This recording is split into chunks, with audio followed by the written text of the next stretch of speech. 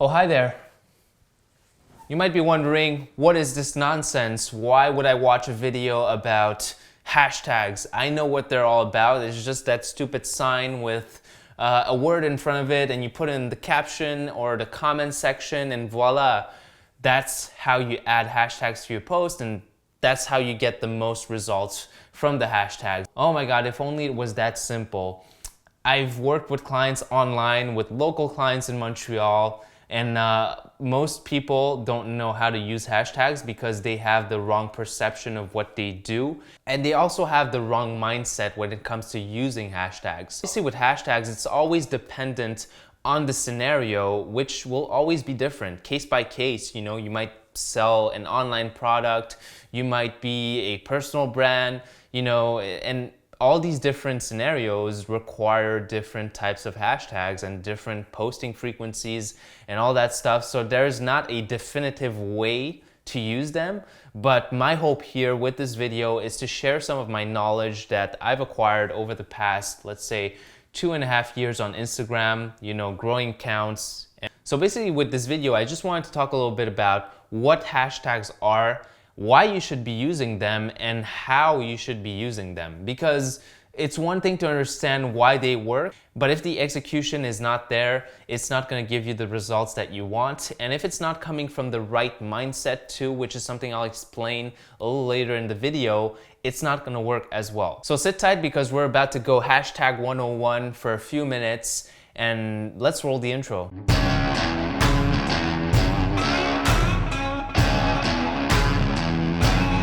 So what's a hashtag and how should you use it? So a hashtag in and of itself is just a way for social platforms to organize the content within it so that they can distribute it to the right people.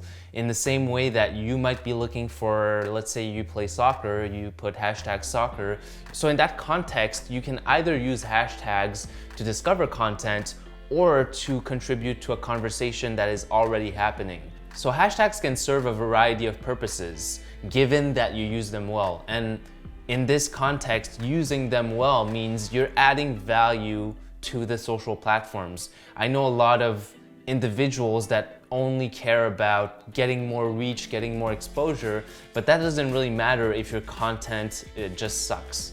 I mean, at the end of the day, if you're getting more exposure to something that's bad, it's not gonna do any good for you anyhow. So hashtags, if you use them well, if you use them properly, coming from the right place, they can serve a variety of purposes. They can boost your engagement, they can grow your audience by reaching the right people, and they can allow you to build more relationships, more trust with the people that are interacting with your content. Plus, they also allow you to tap into a community that is already there, or they allow you to create a community from scratch, which people will be able to join and be a part of. Now that we've defined what hashtags are in a general sense, how do you find the best hashtags? How do you even start? What hashtag should you use? I mean, that's the first question that I asked myself when I started on Instagram. In my mind, I was like, okay, there's all these different hashtags. Should I use the most popular ones? Should I use the ones that are more specific to my industry? What should I use? First of all, there's no secret formula to this. I mean, every account is going to be different. You have to become a practitioner and spend time researching and learning so that you can adapt to your audience. Some people like to use apps that claim to find the most popular hashtags, and they give you a list, and all you have to do is copy that list and paste it into your caption or into your comments. But I personally just like doing the research on Instagram itself, seeing which hashtags are more popular. If you go in the Instagram section and you just go in the tag section, you can research all the tags and see which one have the most results, which one are more niche. And just by doing that, I feel like I'm getting the results that I need, so I don't even bother with third-party apps. One thing to keep in mind is that the more popular a hashtag is, the harder it is going to be for you to break into that kind of noise. If you get a hashtag that's very popular, let's say like hashtag fashion, I mean, that's being used like crazy. So for you to actually become relevant in that hashtags and hit the explore feed, which is essentially what you want to do to get more exposure with your content, is going to be very hard for you to do because there's a lot of competition in that hashtag. It's similar to, let's say, Google Ads. When you're looking for a keyword, you want to get the one that has a lot of reach, but that doesn't have a lot of competition. You can use up to 30 hashtags in every post, but I personally just found that, using 5 to 10 hashtags is really the sweet spot from what we've researched with our agency, with the different clients we've worked with. 5 to 10 has brought consistent results, whereas when you go further than 10, usually you start seeing diminishing returns. So what you want to do is start with 1 or 2 hashtags and monitor them over a period of time so that you know where your results are coming from. The problem with using 30 hashtags at a time is that you just never know which one is driving more traffic than the other.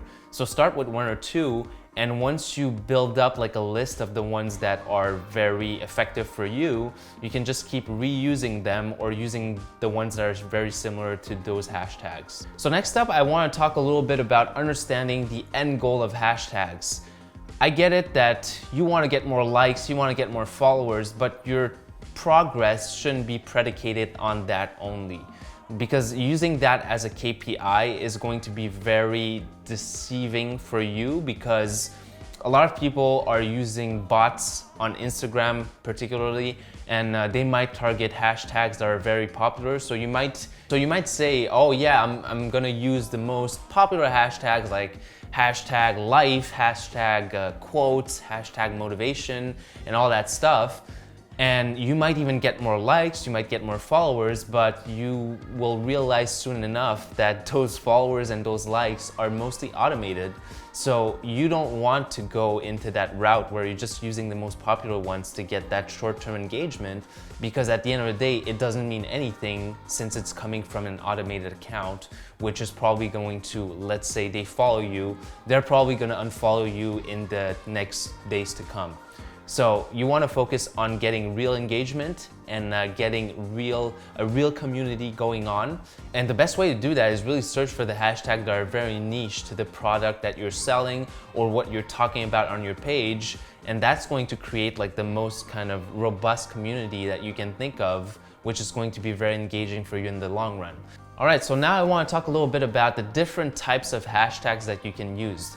The first one is the branded hashtag. This one, you probably know about it. Let's say you have a company where you sell shoes. It might be called Shoes Are Us. And that's actually pretty good. I don't know if there's probably a company called that already, but let's say it's called Shoes Are Us, and your hashtag is hashtag Shoes Are Us. I mean, that's pretty much what a branded hashtag is. And the good thing about this one is that it categorizes your content based on your brand. So if someone is interested in your brand, all they have to do really is search for your branded hashtag, and they get to see all the posts that you've made or all the posts that are related to your brand. Now, obviously, you're not gonna get a lot of traffic when you first start out because nobody knows about your brand, but you wanna do it so that you archive all of your evolution. When people actually look for it, let's say 2 years down the road or 3 years, they see the evolution of your brand, and everything is already categorized as hashtag Shoes Are Us in this example. Next up, service or product hashtag. This one is similar to the branded hashtag. It's just that it's more specific to a product or a service that you're selling. So in the case of Shoes Are Us, you could literally have a product that's called Sprinters Are Us, and that's like your most popular product, and you build a hashtag around that, Sprinters Are Us. And everyone that is interested in that product could see everything categorized in that specific hashtag. So it served the same purpose, it's just that it's more specific to a product or a service. Number 3 is community hashtag. This one is a little bit more broad than your branded hashtag in the sense that you can think of it as an extension of the branded hashtag. Community tags ultimately serve as gateways for you to communicate with your audience. Let's say in the case of the sprinters, which we talked about in the earlier point, you could literally put a hashtag that's called My Sprinters, and people that own those shoes could start using that hashtag, and what you create there is a community of people that are using the same product essentially, and they can talk to each other about their experience and share some insights about what is that best for, or get some feedback from people that might be interested in buying them. So the point here is that you create a community around your product or service. And using this type of tag is very useful because you create a sense of camaraderie where people talk together and they can see that they belong to the same kind of tribe, so to speak. And that in the long run does create a lot of brand loyalty and community engagement. All right, next up is campaign hashtags. This one is a little bit more temporary in the sense that it has to do with a specific campaign that you're launching for your brand. Whether you're doing a traditional marketing campaign where you're launching a new product or you're just doing a giveaway, campaign hashtags can be extremely useful because they allow you to track and monitor the conversation around a certain type of campaign that you're running at the moment. Let's say you're doing a giveaway, you could literally do hashtag Shoes Are Us giveaway, and everybody that uses that hashtag with their post will be included in the participants to win a certain prize. So it just allows you to track the people that enter your contest, and it allows you to track the conversation that's happening and jump in if people need some clarification, or just you jumping in to contribute to the community and showing people that you actually care about what you're trying to build there. All right, next up is trending hashtags. This one is a little bit more culturally driven in the sense that you might notice some sort of trend that's happening on social media. People are talking about a specific event, and you as a brand might want to jump in the conversation. And if done well, you could really gain a lot of exposure for your brand because you can literally piggyback off of a viral hashtag and gain a lot of exposure from the attention that is being thrown over there. So be careful with this. Don't just jump onto a trending hashtag because you feel like you might gain a lot of exposure from it. Be sure that it's actually aligned with your values at the company, or the direction of your brand, or if it's related to your product. All right, so holiday hashtags. I mean, you probably know about this one. Most of the people use them, whether it's for New Year's or Christmas or whatever other type of, Halloween.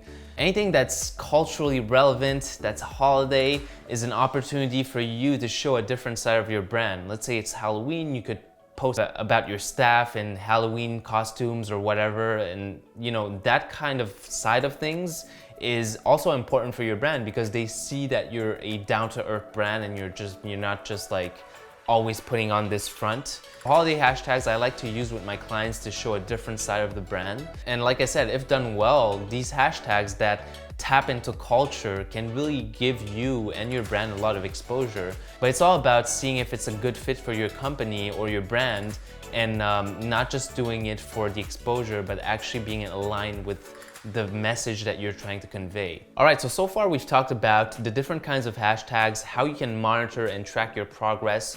We've talked about hashtags in a general sense, what they are, what purpose do they serve, and we also talked about how many hashtags you should use in general. Just to wrap up this episode, I wanted to talk about the fact that hashtags are not just for people to discover you, but they're also there as tools for you to tap into existing conversations. Social media isn't just about talking, it's also about listening, and I feel like a lot of people are not listening enough on social media. All the information that you need, all of the insights that you need in order to grow your brand and to actually have an impact online is already there. It's all there. The data is there. You can start posting and you can see which type of posts perform best, which hashtags perform best. But all of that doesn't matter if you're not listening to that data, if you're not paying attention and you're not adjusting your approach along the way. Too many people are just like head in the sand and doing the same thing over and over again. That's not what social media is about. Social media is a conversation, it's two-way. It's not just you blasting your message into the world, it's about a conversation. And so I would implore you to start listening more on social media, because that's something that is going to 10x your results on these different platforms. And a lot of it doesn't cost anything. The data is already there. You just have to become a practitioner and invest some of your time in that so that you understand what your audience is about and you can start really delivering value to them. All right, so that was it for this episode on hashtags. Right now, I am a little bit tired.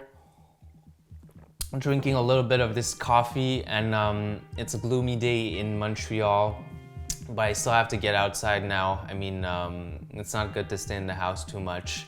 But anyway, thank you for listening, and if you did enjoy the video, it would mean the world for me if you did share this content, if you leave a like, or even if you don't like it, just leave a comment. Let me know what I should improve, what you want me to talk about. Your feedback is really what will allow me to become better at this stuff, at making videos. So it would be really valuable for me if you spent just a little bit of your time to leave a comment or to share some of your insights.